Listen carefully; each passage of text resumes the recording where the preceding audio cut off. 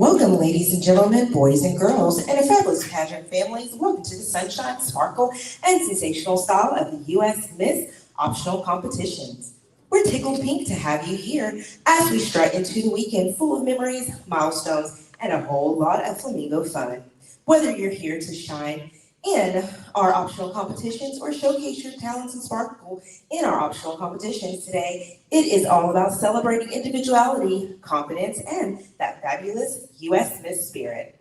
Here at U.S. Miss, we believe in standing tall, dreaming big, and dancing to the beat of your own wings, just like a flamingo. So fluff those feathers, flash those smiles, and get ready to flamingo with new friends, supportive families, and a community that cheers for every step you take on stage. So let's kick off your incredible journey together, because when you're part of the U.S. Miss family, you're not just walking the runway, you're flying high with a heart. Let the magic begin. Let's give them a big round of applause as these ladies have got up super early to get ready for Spokesmodel.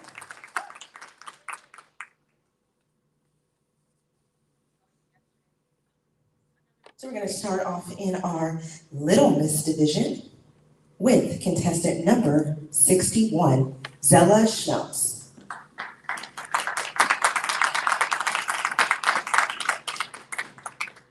My name is Zella Schmeltz. I'm 6 years old. I'm from Whiteman, Missouri. My favorite color is green because it looks like the sunset. My best friend's Letty because she's so nice to me. My favorite person is my baby brother Atlas because he's so cute.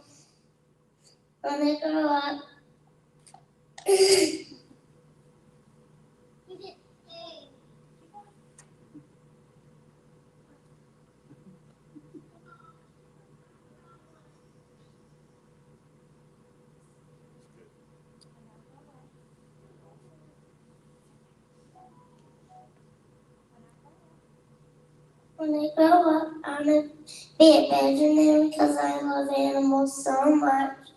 That's me. I'm Zella.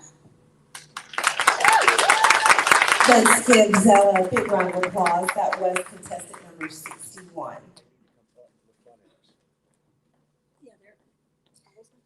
We have just a couple of few housekeeping rules before we move on to our next division and contestant. First, we want to make sure that all of our contestants, when you come out, if you can make sure you come out to this front X so that the judges can see you, and also so our photographer can see you as well. Also, please make sure that we're very quiet during each of our contestants' Spokesmodel competition. Please do not go in and out of the curtains as it is a hazard, so please enter from the dressing room. And last but certainly not least, please do not go across the stage at any point during the weekend and stay behind the crowd control bars. Okay, we're ready to move right along into our Young Miss division. We have contestant number 77, Christina Cunningham.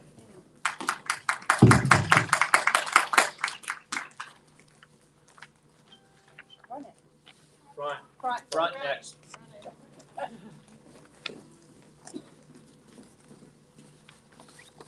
Hello and good morning, everyone. I'm Christina Rose Cunningham, 7 years old from North Carolina.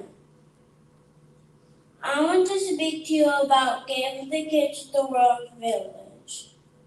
If everyone could close their eyes, picture yourself in a cold room with bright lights, loud noises, laying in a hospital bed, scared and cold. Now, picture lying in bed, all warm on Christmas morning, spending time with your family, and opening the present Santa left. Where would you rather be? Around the world, there are millions of children diagnosed with a critical illness. A child's critical illness impacts both the child and their family. Many families cannot celebrate a holiday or go on vacation. The Give the Kids the World Village is a not-for-profit that provides a storybook, 3-week-long vacation for children from around the world. The whole family is included in this magical experience. They have entertainment and fun activities for all. From a pool to the town hall being covered in chocolate kisses, lollipops, and colorful gumdrops. Families can enjoy every part. Just a few of their attractions are Henry's Starlight Scoops in the place where you can enjoy ice cream morning, noon, or night. Amberville train station is an interactive train station that includes a railroad, a waterway with remote control boats, and video arcade and Merlin's Magic Play Space. Mouse's Boundless Playground brings the game Candyland to life and offers fun around every corner. Twice a week, Ken Corral transforms into a patch of land where you can ride horses. Each week, Minnie and Mickey visit from Disney, along with other characters from Universal Studios. Children can enjoy a truly once-in-a-lifetime experience of having one of the characters tuck them into bed. When a surprise character visits the child villa, they create something special. But guess what? The mayor is a 7-foot-tall bunny. That's one tall bunny rabbit. Mayor Clint and his wife, Miss Mary, opened their ground for families to walk through the garden. Every Monday they celebrate Halloween and Thursday Christmas, with presents and candy for everyone. Since some children may not have the opportunity due to being in the hospital or may never again celebrate a holiday, during 1 week, families laugh, play, and create priceless memories together away from the hospital. It's a magic week of yes. They bring smiles across all family members by being inclusive of all and letting the family have fun. So far, they have served 2,000 families from all the U.S. and 77 countries. Give the Kids the World Village brings the families together away from the hospital, and for a short while, family can forget about the cold hospital and pretend it's Christmas morning all over again. Thank you.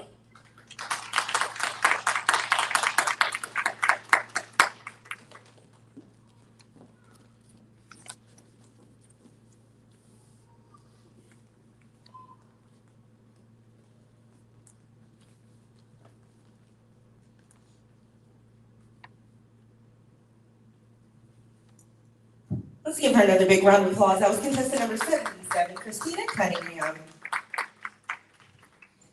Next up in our Young Miss division, we have Cicely Curie.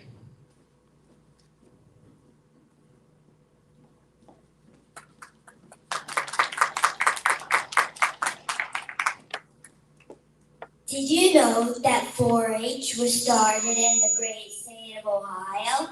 From 30 kids to now almost 6 million across the United States. 4-H is America's largest youth development organization. Now, I know what you're probably thinking. 4-H is just about farming, but it's not. 4-H has something for everyone. You can live in the city, suburbs, or on a farm and find a project that is just right. Even little kids like me can be clover buds. I've learned about candy, science, space, and safety in my 4 years as a clover bud. 4-H has also given me the ability to participate in Pee Wee showmanship at our county fair. Pairing up with older 4-H members, I have shown pigs, a feeder calf, a rabbit, and a chicken. It's a great example of the values built in 4-H. Older members helping and teaching us younger ones. 4-H gives kids the opportunities to have fun, learn new things, make new friends, and be leaders.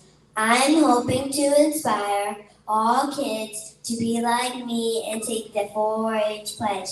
I pledge my head to clear thinking, my heart to greater loyalty, my hands to larger service, my health for better living, for my club, my community, my country, and my world.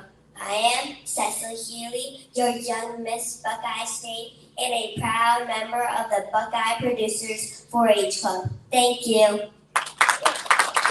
Let's give it up for contestant number 79, Cecily Healy.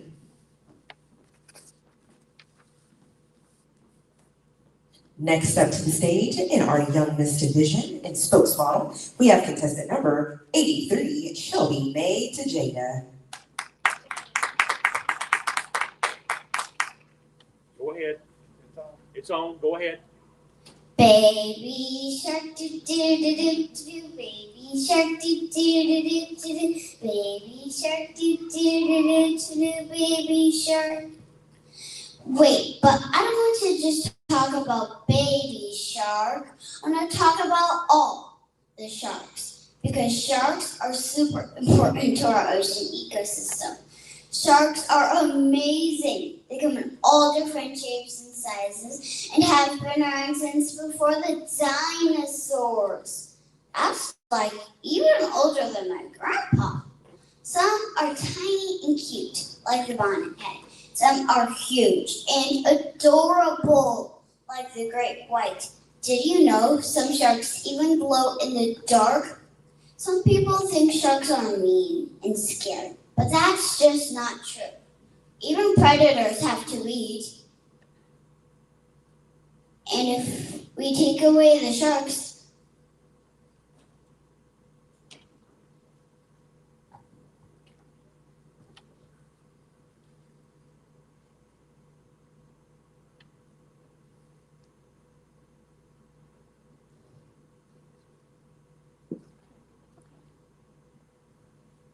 Playground.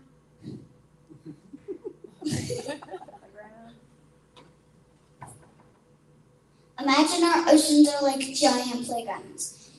And sharks are like the playground helpers, making sure everything stays clean and balanced. They help keep other fish populations healthy. And if we take away the sharks, the playground gets messy. Too many of some fish and not enough of others. But lots of sharks are in trouble. People catch too many of them, and sometimes just for the fins. That's really sad. They need our help. Let's work together to save the sharks so they can keep our ocean playground happy for a long, long time. Thank you. Let's give it up for contestant number 83 in our Young Miss Division, Shelby Mae Tejada. Let's give her another big round of applause.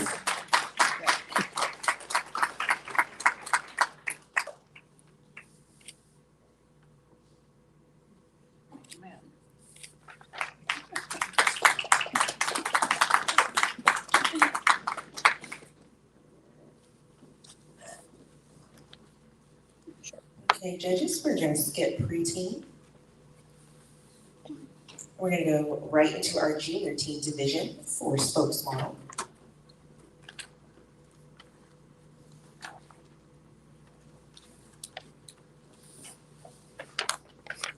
In our junior teen division, we're going to start off with contestant number 112, Leah Bowling.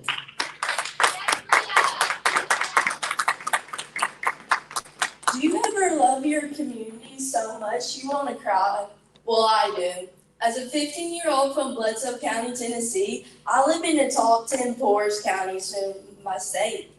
Because of this, we have so many blessings of people that come out and just give us stuff because we honestly need it. A good example, back in April, San Marino Speak came out and gave everyone in our entire school system, high school to elementary, free shoes no matter if they needed it or not. I think things like this makes me who I am. I had the blessing to help them give it out to one of our elementary schools also when they came, and I think that just made me want to cry. Especially when you saw these special need kids who's lived their whole lives just not getting all this stuff, especially where we live. Even the fact that they got all this amazing stuff is just a blessing. Not just to everybody, but I feel like just to me, it just put a big thing in my heart. I also think when they had their Special Olympics later in May, I also got to help with that, and that's just such a beautiful thing. The fact that they got to have their own day of play and they got to enjoy themselves, and the fact that they got to win these medals and they got a day just to themselves is something that they deserve more than once. I have the blessing to be on the committee to help plan our own next year as we do this with multiple counties surrounding us and we swap out every once in a while. And I think that is just a beautiful thing. And I'm so glad that I'm involved in such things. This goes with my platform, a platform for all platforms, which, yes, I know the name is very boring. But I just think that I don't want to just help my special needs kids, but my whole entire community was everything we need. Like, just a simple person in our community did a whole drive where they collected clothes and things that other people don't need no more and got to give out to people for free. And I think that was amazing, just simply at our sports and performance lab where we had a whole big free area to set up all these things. We also had the chance to meet our Senator, Miranda Lee, when we had our shoes given, and that's also a blessing just to see someone so high and such a role model come out and do these things for us. And that put a role model in myself to lead others through what I do. Another thing that I got to do was donate clothes myself. I didn't get to collect many, honestly, but what I still donate is still put a place in my heart, and I hope in the future I get to collect way more and do way better. Thank you. Let's give it up for contestant 112, Leah Bowling.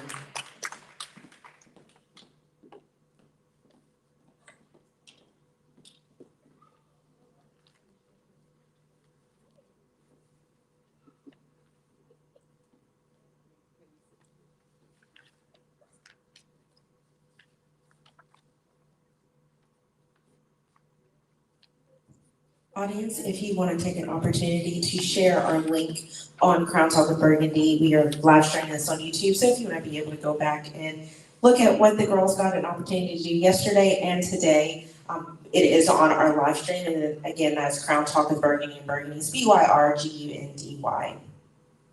Okay, we're moving right along in our junior teen division for Spokesmodel with contestant number 118, Abby Keach.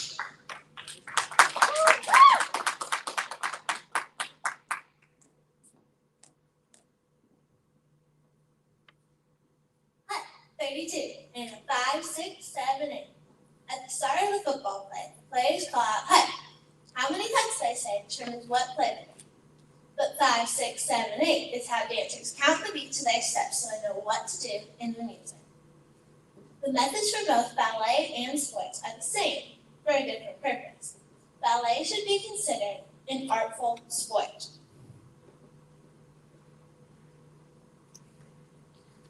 Ballet has competitions and they are very impressive.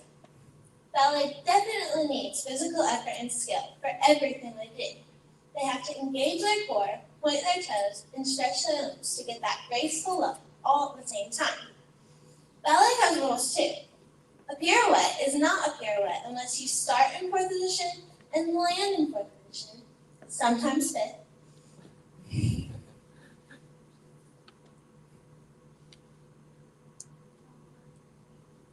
Both dancers and athletes use their bodies to get the job done. So this also means they injure their bodies in similar ways.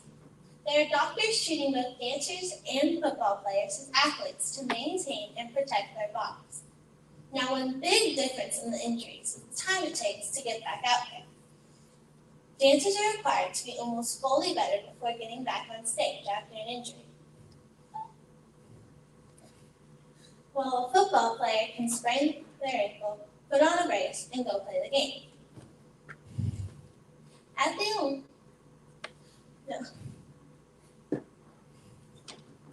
There are some people that believe ballet is not a sport simply because it's not in the Olympics. At the Youth America Grand Prix, one of the most popular international dance competitions, the dancers are scored by their technique and their artistic interpretation of the piece they chose to perform. They are evaluated on a 100-point system. Each judge's scores are the average of the technical and artistic marks. Next, gymnastics, an Olympic sport. Their flow routine is basically dance with flips and tricks. They sometimes even wear lyrical dance shoes for this routine.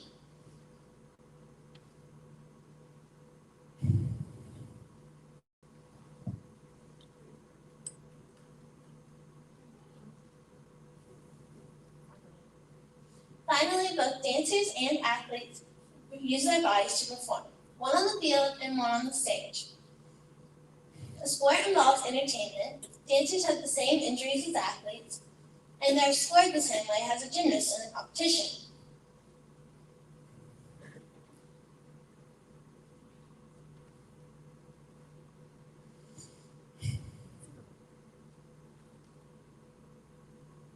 Next time you go see the Nutcracker, think of it like watching the Super Bowl.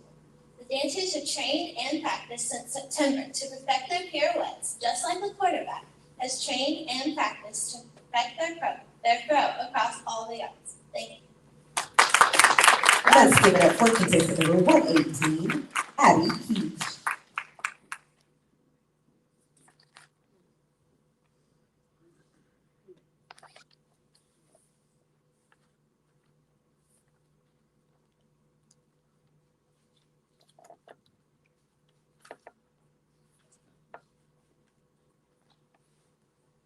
And we have one more in our junior team division.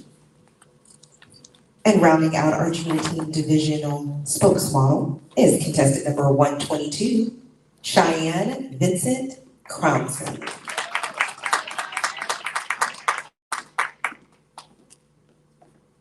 It's 7 o'clock in the morning, and I've just put my rain boots on. The fog is rising as I walk over to see them. My family raises chickens and turkeys for our own consumption. Every day, I care for over 115 animals. Taking care of this many animals has taught me many things, including patience, discipline, and resilience. Several times I have nursed sick poultry back to health, and getting them to eat and drink takes time and patience. Even on days I don't want to, I move our poultry tractors, feed and water them, and make repairs on the equipment if needed. After 2 nights of a predator terrorizing my turkeys, I decided to camp out to protect them. We ordered an electric fence, but it would take a couple of days to arrive. I set up my tent by myself and put it in between the woods and the poultry tractors. I brought some equipment, including a baseball bat, a bow and some arrows, and a headlamp. I gotta admit, I was more than a little scared and nervous. It was my first time camping alone, even if it was in my own pasture. We also didn't know what type of predator it was, so it could have been a coyote or a mountain lion. As the sun went down, I laid on top of my sleeping bag, sweaty from the heat, and tried to get some sleep, and imagined getting eaten by an alligator. Around midnight, I needed to step outside and use the bathroom. I just pulled up my pants when I see it. 10 feet away, staring into my eyes, is the biggest, meanest, gangster-looking raccoon. Several situations of what I should do flashed through my mind. And then I barely lean over and whisper, "Boo!" He bolted back into the woods. I didn't get much sleep that night, waiting for him to come back. But the next morning, I felt empowered because I proved to myself that I could do what I was afraid of, all by myself. My favorite thing about homesteading is what it teaches me about myself. But my turkey's favorite thing about homesteading is... Let's give it up for our last junior team in spokesmodel 122, Cheyenne Vincent Crownson.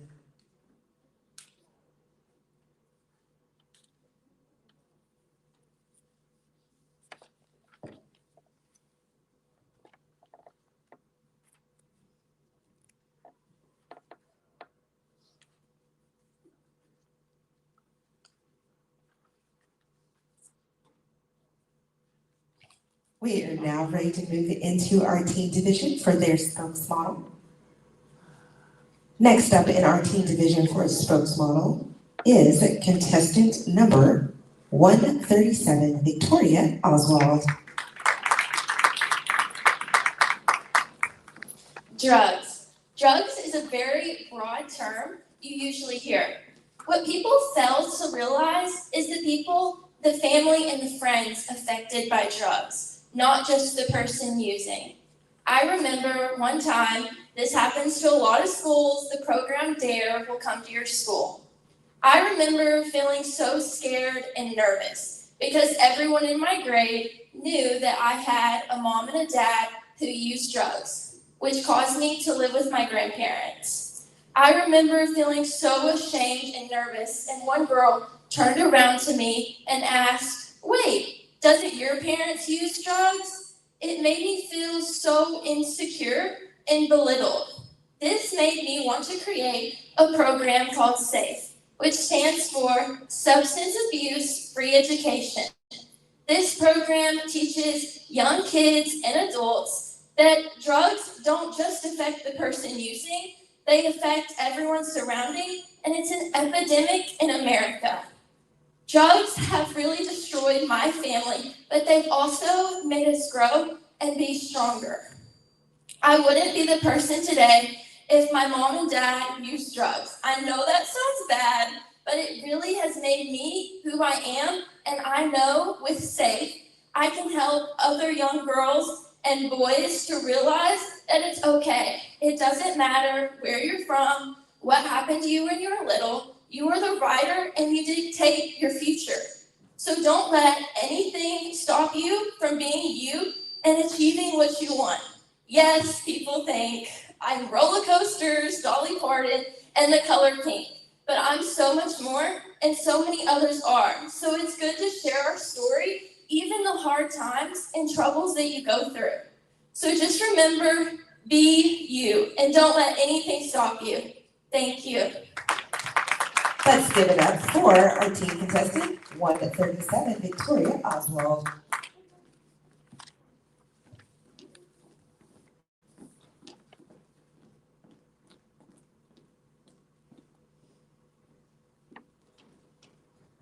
We are now ready to move right along into our teen division with contestant number 140, Macy Tilson.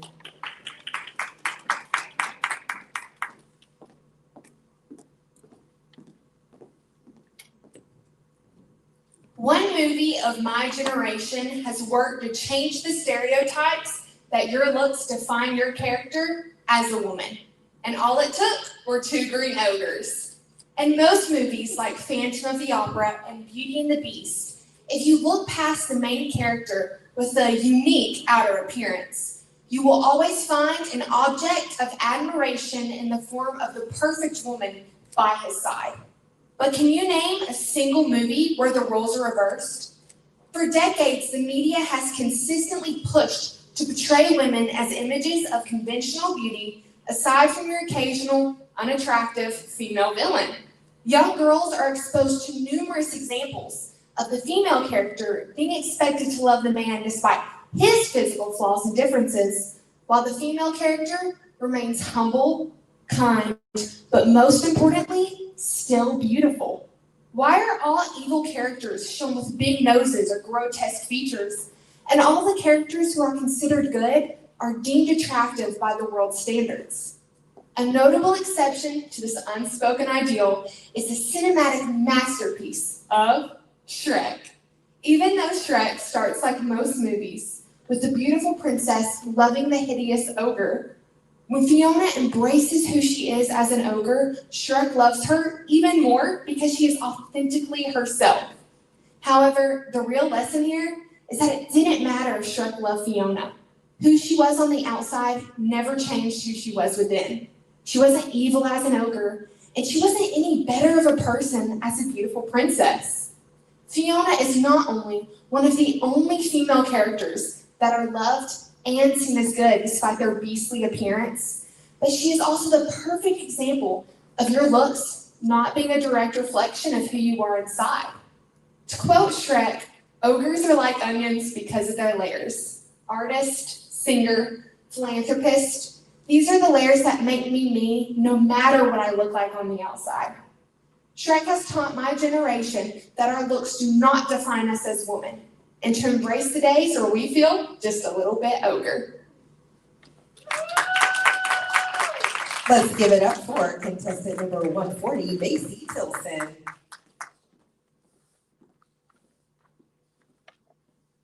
And that rounds out our team division in our Spokesmodel optional competition.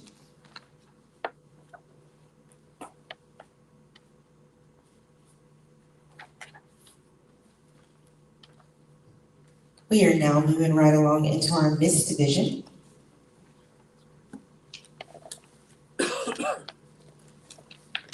Starting off with contestant number 158, Sarah Schwabkin. Oh, I'm sorry, 156, Abigail Menners. Get a photo on the back of an elephant, or maybe hold a baby tiger. Well, at over 3,000 roadside zoos all across America, you can do that very thing. The most famous of these zoos you may know from a Netflix documentary, Tiger King, or one filmed in my home state of Missouri, Chimp Crazy. These zoos profit off of exploitative behaviors such as snake handling, elephant rides, and cub petting. Now, cub petting is the practice of guests holding baby tigers and lions for cute photo ops, but these babies are taken from their mothers at birth or very soon after. And as they grow older, they often bite and scratch at the guests to get away, so they're given illegal sedatives to calm them down for the photos.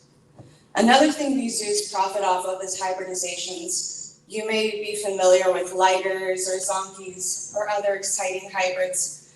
These bring in top dollar, but they end up in painful genetic abnormalities that will lead to shorter lifespans in the animals. Now, you may not have heard of the AZA, otherwise known as the Association of Zoos and Aquariums. This is the only governing body that provides accreditation for zoos and aquariums. They ensure that strict guidelines are met for animal welfare, their feed, and their veterinary care. And currently, less than 10% of all USDA licensed animal exhibitors are accredited through the Association of Zoos and Aquariums. But there is something that you can do. Make sure that no zoo you visit will allow you to hold a baby tiger or lion.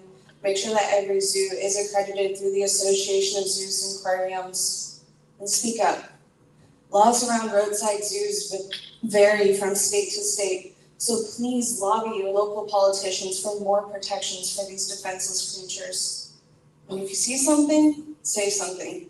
Do not be afraid to reach out to your local conservation agent if you see abusive practices happening in zoos.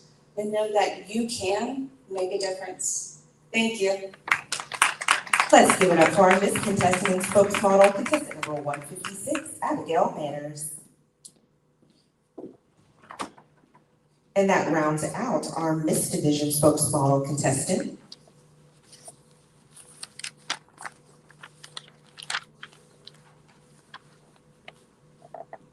We're going to move right along into our Women Division. And judges, we only have one contestant in this division.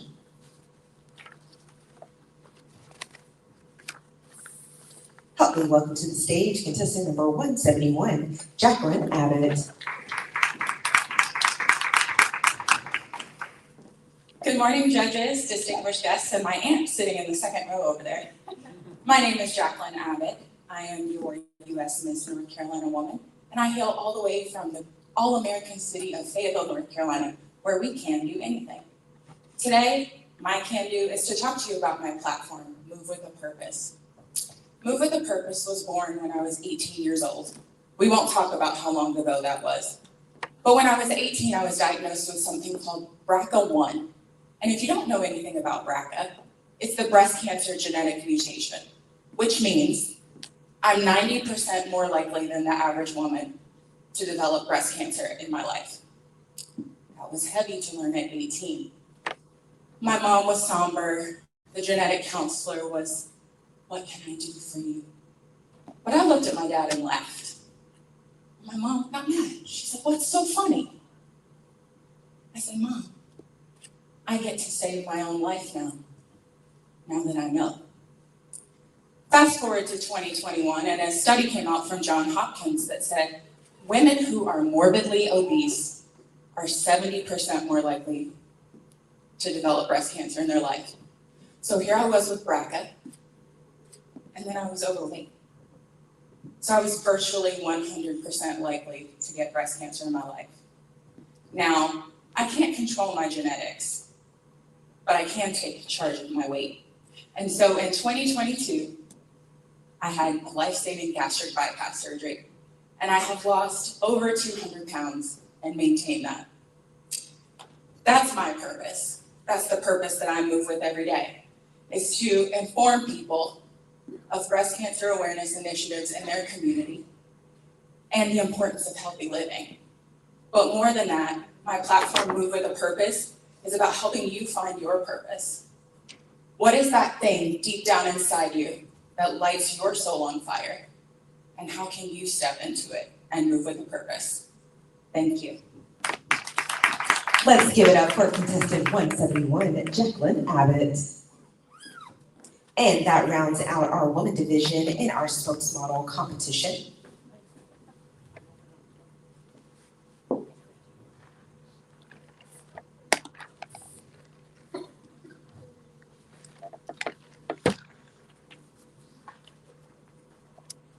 We are now ready to move right along into our elite division.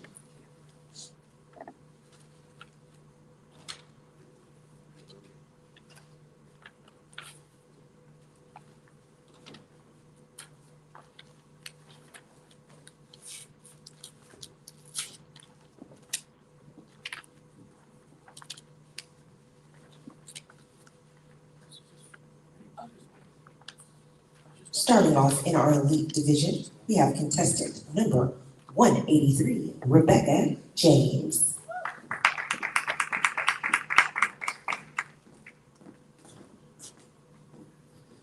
Imagine being told your child has cancer.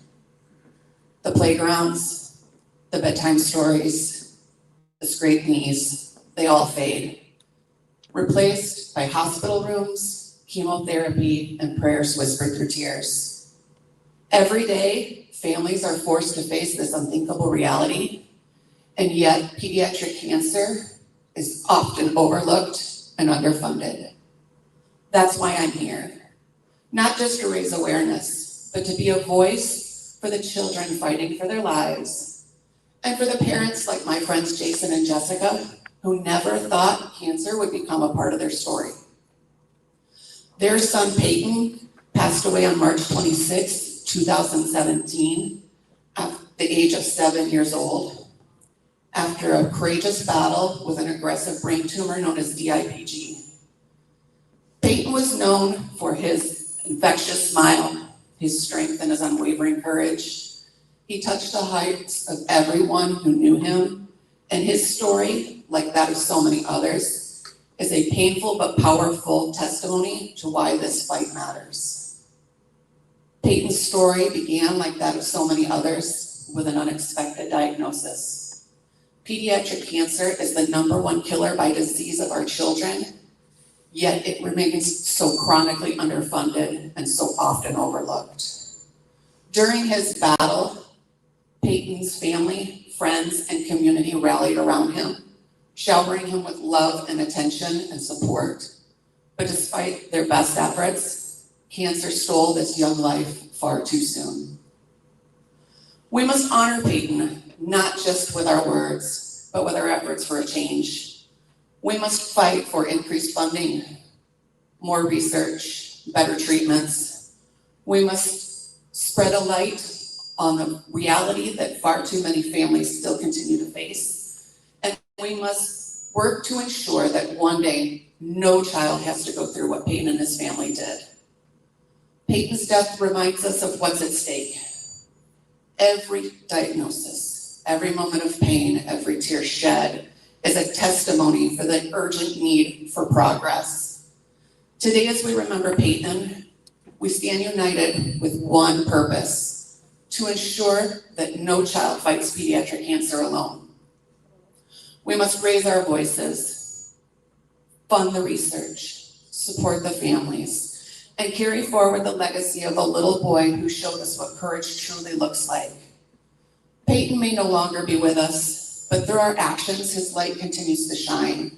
Let's make sure it leads us to a world where no child's life is cut short by cancer. Thank you. Let's give it up for our lead contestant, contestant number 183, Rebecca James.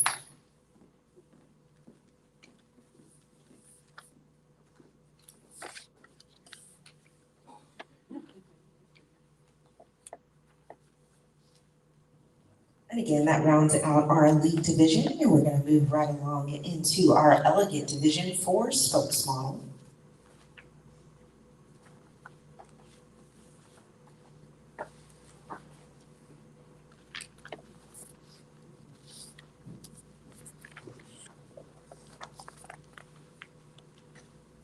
Starting off in our elegant division, we have contestant number 202, Kimberly Arp.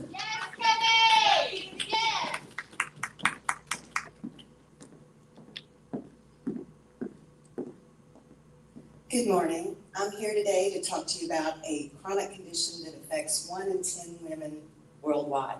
That's 190 million women.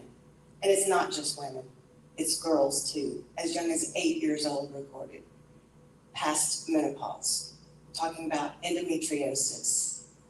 Many people have heard what endometriosis is, but it's not fully understood. For those of you that don't know what it is, it's tissue similar to the lining of the uterus, but it grows outside the uterus. Not only is it a disease that affects the reproductive organs, it has been found on every major organ in the body, including the brain, the heart, the lungs, even the kidneys. It's a debilitating disease, it's painful, and it's excruciating for most people. It's widely misunderstood even by gynecologists. They often diagnose it without the proper procedures. It can only be diagnosed through laparoscopic surgery. And at that time, the only way you can remove it is through excision. That's the gold standard treatment. There is no cure. And it can recur even with surgery. So it's a never-ending process for most women. I know, I'm one of them. I had stage 4 endometriosis. Luckily, it's usually not a fatal disease, but if it is left untreated and it affects more than one major bodily function, it can possibly be fatal.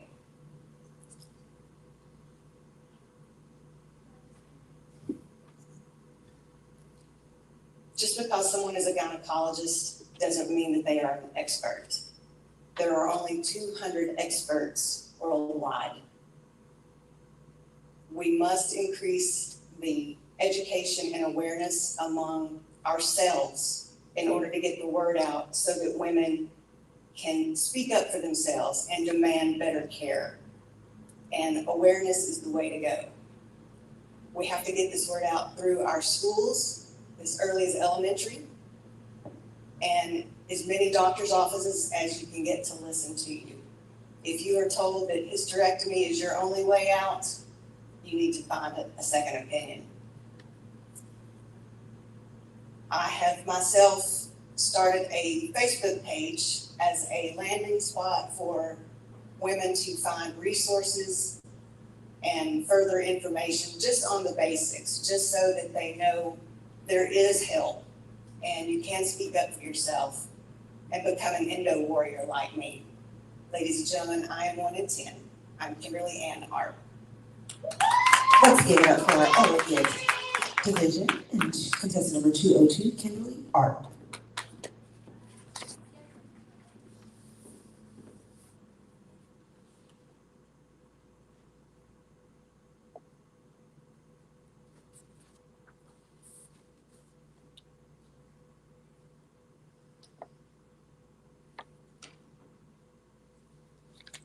And rounding out our elegant division and all of our spokesmodels of today, we have contestant number 209, Billy to Jada.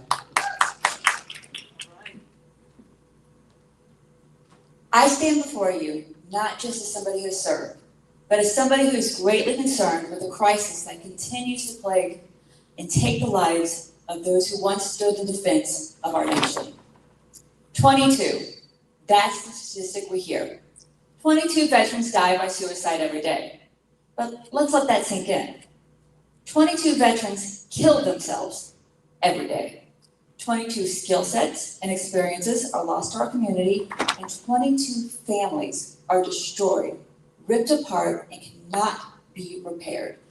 These are our mothers, fathers, sisters, and brothers who answered the call of duty and now are left with a hole that can't be fixed. The reason behind the crisis is complex. Invisible wounds of war, moral injury, trauma, even transitioning back to civilian life can weigh heavy on a veteran's mind and spirit.